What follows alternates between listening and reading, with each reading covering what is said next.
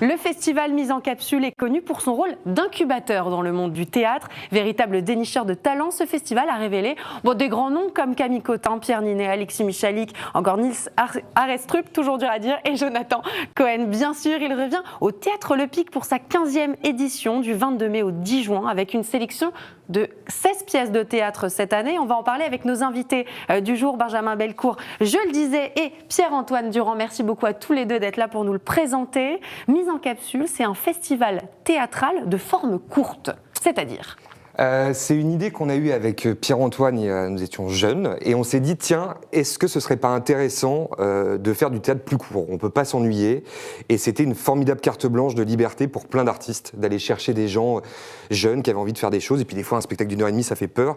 Une demi-heure, ça permet de déployer son inventivité et son talent. Ouais. 30 minutes, pas une de plus, c'est ça le concept ? Oui, c'est vraiment la seule règle, c'est qu'il ne faut pas dépasser 30 minutes, parce qu'il y a plusieurs spectacles dans la soirée, donc il ne faut pas prendre de retard. Et puis c'est vrai que c'est pensé à la fois pour le public, parce qu'il y a ce côté où on découvre 5 spectacles dans la soirée, et aussi pour les gens qui participent, parce que ça leur permet de tester plein de choses. Donc effectivement, il y a ce petit côté laboratoire. Oui, c'est un laboratoire un petit peu. C'est un laboratoire, et puis on s'était dit aussi, tiens, on avait envie de de réfléchir différemment à comment on vient au théâtre. On ne peut pas s'ennuyer. Vous pouvez partir, vous pouvez voir 2 spectacles, 3 spectacles, faire une pause, revenir. Et puis très souvent, la curiosité, il faut la réactiver chez le spectateur. Donc, à un moment, là, par exemple, dans cette édition, il y a de la comédie musicale, il y a un spectacle sur Joseph Mengele. Oui, il y a tous les genres. Il y a tous les genres. Et si on veut découvrir des talents émergents, ou confirmés, parce qu'il y a Pascal Arbillot, cette année, il y a des gens très confirmés, il faut donner envie aux gens. Et le théâtre, c'est aussi notre travail à nous, producteurs, créateurs de festivals, d'avoir des idées. Donc voilà. Est-ce que finalement, ça devient un condensé, un concentré du meilleur de ce que serait une pièce ? On essaye de faire un concentré du meilleur de ce que serait le théâtre. La scène théâtrale en elle-même, tout à fait. Parce que c'est vrai que ça donne un bon panel, on va dire, de tout ce qui peut se faire. On ne prétend pas couvrir tout le champ, et puis on a nos choix, nos goûts. Bien sûr. Donc en tout cas, de ce que le théâtre devrait être pour nous, en tout cas dans l'idéal, oui, ça c'est sûr c'est ce qu'on essaye de faire. Alors dès le début, quelques grands noms croient en ce projet, se produisent sur scène. Ils sont aujourd'hui des stars absolument incontournables. C'est incroyable comme success story. Est-ce que vous diriez que c'était l'ambition depuis le premier jour de révéler des talents, de mettre à l'honneur aussi des noms ? Je pense qu'en tout cas, on a été parfois une petite charnière. Alexis Michalik, par exemple, il avait envie d'écrire, mais il n'osait peut-être pas trop, etc. Et il a créé le porteur d'histoire là. Pierre Ninet, c'était sa première mise en scène. Il allait rentrer au conservatoire, il était tout jeune. Jonathan Cohen, la première fois qu'on l'a vu, nous, il faisait un spectacle de masque, donc il était masqué. Donc c'est vrai qu'il y a ces... Quand on est jeune, on a besoin d'un endroit où s'exprimer, où faire ses trucs, mais aussi de se tromper, d'essayer. Oui, mais pour autant d'être en contact avec une scène, avec le public. Ouais. C'est peut-être ça la difficulté. Oui. Et puis nous, à ce moment-là, on avait 25 ans aussi, et on trouvait que c'était hyper important. On manquait de cet endroit-là. Et puis aujourd'hui, on est un peu plus âgé, un peu plus confirmé comme producteur. On est hyper content de découvrir des acteurs, de découvrir des auteurs, parce qu'une histoire, elle se raconte différemment selon les époques. Et puis même l'humour change, l'émotion évolue. Donc ça, c'est assez passionnant de continuer à ce travail d'investigation. Alors depuis sa création, déjà 200 spectacles qui ont vu le jour. Quels sont ceux qui font partie des annales, en tout cas de vos annales personnelles et qui vous ont marqué ? Ah, il y en a beaucoup. Après, faut distinguer. Il y a ceux qui ont une belle carrière derrière, donc forcément, on y pense. Ceux qui ont marché, on va dire. La machine de Turing. Enfin, il y a des spectacles qui ont eu beaucoup de succès. Après, il y en a qui n'ont pas eu énormément de succès ensuite. Mais qui vous ont touché. Mais moi, il y a des tas de spectacles qui m'ont marqué, dont je me rappelle. Et c'est vrai qu'on essaye aussi de suivre. Parce que parfois, le spectacle lui-même n'a pas une vie énorme derrière, mais par contre, la compagnie qui l'a monté ou les acteurs qui ont joué, on va les retrouver. Et là, par exemple, je ne sais plus, cette année, j'ai compté, il y avait au moins 7 personnes dans les Molières. Il y en a 7 qui ont eu les Molières, qui ont fait les capsules. Quoi. On est génial. Mais après, il y a une logique aussi, parce qu'on brasse énormément de gens. On pense avoir un peu de goût, donc on trouve aussi des gens intéressants, parce que Jonathan Cohen ne doit pas sa carrière au Festival Mise en Capsule. Après, il se trouve que comme on cherche des gens qui sont bons, Vous êtes tombé sur lui, comme sur d'autres. Ouais. Exactement. Et après, c'est vrai que aujourd'hui, ce qui est chouette, c'est que les spectateurs et puis des professionnels du métier viennent aussi un petit peu le repérer. Les premières années, honnêtement, on suppliait les gens de venir le faire. S'il te plaît, est-ce que tu veux nous faire un spectacle d'une demi-heure? C'est Camille Chamou, pour le coup, qui a fait partie des premières, Nils Arestrup, etc., tout ça. Patrick Chenet, Sarah Forestier, qui nous ont fait confiance tout au début. Mais moi, je me souviens que vraiment, on était « Ah mais si, c'est sympa, ça va durer une demi-heure ». Oui, il fallait convaincre au début. Alors qu'aujourd'hui, on reçoit 200 projets qu'on doit sélectionner. Mais, oui, aujourd'hui, vous faites passer des auditions. On fait passer des auditions, mais qui sont aussi, d'une certaine façon, pour voir... c'est aussi, nous, ce qui nous intéresse, c'est le parcours des gens. On a envie d'avoir des gens qui sortent d'école, des gens qui sont confirmés, des gens qui sont des auteurs confirmés, qui vont se dire « Tiens, j'ai envie d'essayer quelque chose ». Donc on est très sensible au pourquoi les gens viennent. Parce qu'on croit que c'est quelque chose qui se transmet au public. Oui, l'envie, la passion. L'envie, le plaisir. Est-ce que ce qui vous plaît aussi, c'est de prendre le pouls un petit peu de ce qu'est la scène théâtrale aujourd'hui, de ce qu'elle est, par exemple, en 2023 ? Oui, après, ce qui est intéressant, c'est qu'il y a une créativité en fait, qui se renouvelle et ça permet de rester au contact de ça. Et ce qui est un peu la difficulté, c'est même un peu notre angoisse à chaque fois de se dire, nous, on commence à prendre un peu de bouteille, il ne faut pas qu'on perde les jeunes. Donc, par exemple, si les jeunes qui font un truc bien, qu'on voit un texte bien, on les voit tout de suite en audition, enfin, c'est quasiment systématiquement, parce qu'on dit on ne les connaît pas, il faut absolument qu'on les rencontre, parce qu'on cherche en effet le... Et en même temps, tout le monde passe l'audition. Donc c'est ça qui est... Même des gens qui ont fait Michael Chirignan, par exemple, qui a déjà fait des seuls en scène remarqués et qui a déjà fait les capsules plusieurs fois, il a fait l'audition comme tout le monde, parce que ça met tout le monde au même niveau, ça oblige tout le monde à... Sur un pied d'égalité. Voilà. Ouais. Votre credo, c'est d'être tourné vers l'avenir, vous donner à voir ce qui sera peut-être finalement... le théâtre de demain, le théâtre de la saison prochaine aussi, les comédiens qu'on va retrouver sur les planches dans les 5 prochaines années.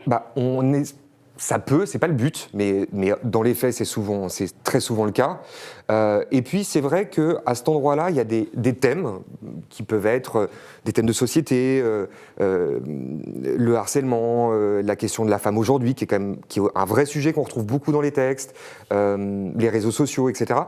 Pas que, mais c'est très intéressant que le théâtre reste contemporain, moderne, tourné vers des problématiques actuelles. Oui, que les sujets restent au cœur de ce prennent le pouls de la société oui. aussi. Et puis après, il y a des personnalités d'auteurs qui sont, entre guillemets, qui n'ont rien à voir avec les époques, qui émergent, parce qu'il y a de très bons auteurs qui ont quelque chose à dire qui est intemporel finalement. Les jeunes au centre, bien sûr, de ces projets, vous l'avez dit, dès qu'on voit un profil, un projet avec des jeunes, on a tout de suite envie de les avoir en audition. Quelles sont selon vous les qualités d'un jeune talent, d'un jeune comédien, d'un jeune metteur en scène ? Moi, je pense qu'aujourd'hui, une qualité qu'on cherche beaucoup, c'est des gens qui savent raconter des histoires. On est très à cheval sur une capacité à accrocher le spectateur, à embarquer du monde, à embarquer le spectateur, et aussi, quand même, de bouger les lignes de qu'est-ce que c'est que la langue, comment est-ce qu'on raconte les choses, qu'est-ce que c'est qu'un personnage. Je crois qu'aujourd'hui, avec la série télé, etc., les spectateurs attendent aussi une narration qui doit être musclée, rythmée, surprenante, et ça, ce serait absurde de ne pas le prendre en compte. Donc nous, c'est vrai que je crois que sur les textes, on est très très vigilants à cette question-là. Oui, et puis on cherche, il y a quand même, on va dire, c'est un peu bateau, mais l'inventivité, la créativité, c'est ce qu'il y a de plus important. Dans l'idée, parfois il y a des pièces qu'on trouve pas mal, mais on se dit, mais en fait on pourrait les voir dans n'importe quel théâtre, dans n'importe quel format, et ça nous intéresse moins que des petits ovnis un peu étranges, où on se dit, là, c'est à nous d'aller les chercher, quoi. C'est vrai que typiquement cette année, une comédie musicale sur Godzilla et une conférence qui rate sur les fantômes, a priori, juste quand on lit le pitch, on dit on a quand même très envie de le voir. Ça marche. Voilà. Ouais, on a très envie de le voir. Voilà. Il y a une promesse en tout cas. Exactement. Alors vous proposez cette année, comme toutes les autres, une programmation qui est éclectique, qui est originale. Est-ce que l'idée aussi, c'est d'avoir un petit peu de tous ces ingrédients, puisqu'on se met à la place de quelqu'un qui vient voir plusieurs spectacles dans la soirée, donc de 30 minutes, on a bien compris, c'est d'avoir des pièces différentes, des pièces intrinsèquement originales. Oui, complètement. On fait un programme, on essaye de faire un programme où les gens vont passer un peu d'ambiances différentes, parfois avec des choses vraiment il peut y avoir une violence, par exemple, on parlait de la première, la comédie musicale sur Godzilla s'enchaînait avec un spectacle sur le bourreau nazi Joseph Mengele, donc forcément c'est 2 salles, 2 ambiances, mais en fait ça marche parce que les gens voient aussi la diversité et apprécient. En fait, les spectacles se cèdent les uns les autres. Ce que je dis souvent, venir voir un spectacle, ça n'a pas de sens. Il faut venir voir plusieurs spectacles et c'est comme ça qu'on comprend aussi la forme et qu'on comprend aussi ce qu'est une mise en scène, parce que ça change du tout au tout. C'est le même espace, c'est les mêmes moyens techniques et pourtant on peut faire des choses complètement différentes. Et c'est ça qui est chouette et en général le public le voit et c'est pour ça que ça marche aussi. Alors cette année, on sera notamment plongé, je trouvais que c'était très très bien écrit d'ailleurs sur votre site internet, sur un petit peu le teasing de ce qu'on allait pouvoir retrouver dans les coulisses d'une campagne politique, mais aussi au plus proche d'un attentat écologique. Vous l'avez dit, ces sujets de société qu'on a envie de retrouver quand même dans le théâtre. C'est assez paradoxal parce qu'on est abreuvé d'informations toute la journée, on y participe grandement, et derrière, on a quand même envie de les retrouver, ces sujets, mais autrement. Oui, parce que je pense le théâtre a toujours été un endroit de décalage par rapport à la réalité, par rapport à aujourd'hui. Molière, c'est ce qu'il faisait, Shakespeare, c'est ce qu'il faisait. Il y a cette emprise avec le réel. On peut faire des choses de façon très rapide au théâtre. C'est pas comme un film où on vient 18 mois, 2 ans après. On peut réagir sur quelque chose qui vient de se passer, ça c'est super. Et puis l'autre chose qui est très importante pour nous, c'est ce côté vivant, c'est aussi un festival qui est festif. Les gens ont le droit de venir avec un verre dans la salle, ils se croisent. Ça change tout. Donc on a envie que ça soit la fête. Donc ce côté très au présent, aussi bien sur les sujets que sur le ressenti, on se disait c'est pas la messe culturelle tout le temps le théâtre. C'est aussi un endroit où on séduit, on regarde, on croise des gens, on n'est pas d'accord. Ah t'as aimé celui-là, bah moi j'ai pas aimé, ah j'ai préféré. C'est cette espèce de petit bouillonnement, on a envie qu'il soit sur scène mais aussi dans la salle. C'est très important pour nous. Il y aura du fantastique aussi, c'est important de le dire, avec un monstre chantant de 12 mètres ou encore des machines animales. C'est important aussi de faire rêver, de sortir de ces sujets qui sont parfois aussi un peu lourds. Mais, c'est aussi une façon de les traiter parce que, par exemple, le spectacle qui s'appelle Animal Machine, où en effet, qui est très beau visuellement, avec qui est très graphique, je sais pas comment. Oui, exactement, et avec des décors qui sont aussi des costumes. Et en fait, c'est aussi un des thèmes du spectacle, c'est que les animaux ont disparu et que les hommes essayent de les refabriquer avec des machines. Donc on est à la fois dans la poésie, dans quelque chose d'assez beau, et à la fois dans des sujets très d'aujourd'hui. Donc c'est ça qui est intéressant, quoi. C'est ce mélange-là aussi. Des réflexions sur la famille, sur les femmes, sur le sexe, sur la mort, sur les rêves, le mariage, les cauchemars. Est-ce que c'est un peu le théâtre de la vie, ce que vous essayez de montrer aussi ? Je pense qu'il ne faut pas oublier que, oui, c'est un endroit extrême.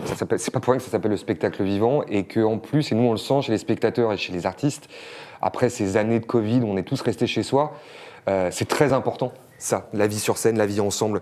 Parce que c'est Laurent Terzieff qui disait ça, qui disait ce qui est fou au théâtre, c'est que c'est une expérience collectivement vécue. Donc de vivre collectivement avec le public des choses très vivantes sur scène. C'est une richesse. Et je crois que c'est une nécessité aujourd'hui de faire ça. 16 créations au total cette année, 5 spectacles de 30 minutes chaque soir. Et vous l'avez dit, c'est un petit peu à la carte. C'est complètement à la carte. On veut que le public soit libre autant que les artistes. Vous pouvez arriver à l'heure que vous voulez, repartir quand vous voulez, en voir un, revenir le lendemain, le surlendemain.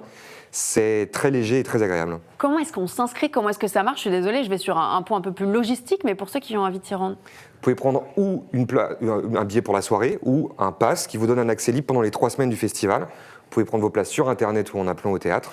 Il n'y a rien de plus simple. Ça reste abordable pour, je pense, au jeune public ? Oui, c'est pas cher. Ouais, parce qu'il y a plein de tarifs réduits possibles. Et puis, c'est vraiment pas cher par rapport au nombre de spectacles. Qu'on peut aller voir. 16 spectacles. Je n'ai pas le prix en tête, si c'est la question. Non, pas forcément, mais c'est pour savoir si les jeunes publics peuvent s'y rendre. C'est moins cher que d'aller voir une pièce. En fait, de prendre un pass pour le festival, ça revient moins cher que d'aller voir une pièce à Paris en ce moment. Il y a des tarifs plus qu'attractifs pour les moins de 25 ans. Et après, le pass qui vous donne l'accès intégral pour tout voir quand vous voulez pendant 3 semaines, et tous les soirs si vous voulez au théâtre, c'est autour de 40 €. Donc oui, c'est très... Ah oui, en effet, tout à fait. Et est-ce que les pièces, elles sont ensuite jouées dans leur version intégrale, dans leur version... Je dis version intégrale, je sais que la version 30 minutes est une version qui existe en elle-même. Est-ce que certains ont poussé le... Oui. La machine de Turing, la métamorphose des cigognes qui a eu le Molière du meilleur seul en scène l'année dernière, évidemment le porteur d'histoire, la main de Leïla. On a grosso modo chaque année 3-4 spectacles, voire 5 qui deviennent des formes longues, parfois plus. Et c'est vrai que sur ce nombre d'années, il y a énormément de spectacles qui sont devenus des formes longues et des grands succès. Et j'imagine que c'est une immense fierté pour vous deux. Merci beaucoup Benjamin Bellecourt, merci à vous Pierre-Antoine Durand, c'était un plaisir de vous recevoir. Et on file donc prendre sa place pour le festival Mise en Capsule. Merci beaucoup.